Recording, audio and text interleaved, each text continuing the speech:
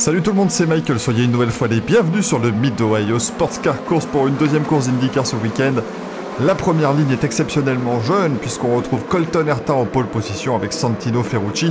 À ses côtés, les qualifications se sont déroulées sur piste humide, mélangeant un peu la grille de départ, mais on retrouve le leader du championnat Scott Dixon au troisième rang.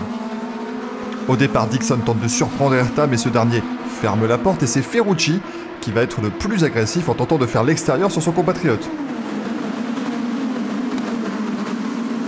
Il part cependant au large, en revenant en piste, il va accrocher son équipier Alex Palou et Félix Rosenqvist, ce dernier terminant dans le mur de pneus.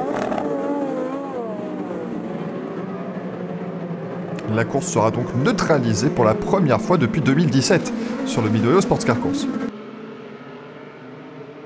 En caméra embarquée avec Rosenqvist, on voit Ferrucci partir au large, le Suédois tente de prendre le plus à l'extérieur possible, mais il n'y avait tout simplement pas assez de place. Le pilote américain est près d'une pénalité. Au 15e tour de course, la quasi-totalité du peloton rentre dans la voie des stands car la course va être neutralisée puisque Dalton Kellett est parti en tête à queue dans le premier virage. Seuls Takuma Sato et Marco Andretti restent en piste.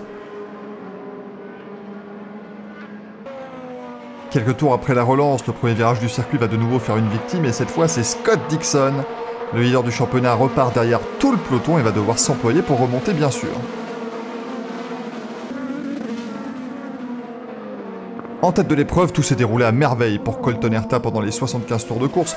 Le jeune américain continue ses prouesses et remporte sa troisième victoire en IndyCar après les deux succès obtenus l'an dernier à Austin et à Laguna Seca. La journée est également excellente pour Andretti Autosport qui termine sur les 3 premières marches du podium.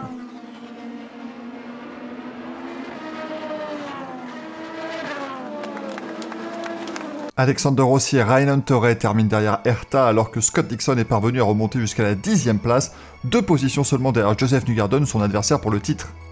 Au championnat, Dixon conserve donc 72 points d'avance sur Newgarden alors qu'il ne reste que 3 courses avant la fin de la saison. Les prochaines épreuves auront lieu les 2 et 3 octobre prochains sur le circuit routier de l'Indianapolis Motor Speedway. J'espère que la vidéo vous a plu, si c'est le cas mettez un pouce bleu, abonnez-vous, commentez la vidéo, partagez-la un maximum et je vous dis à la prochaine, ciao ciao.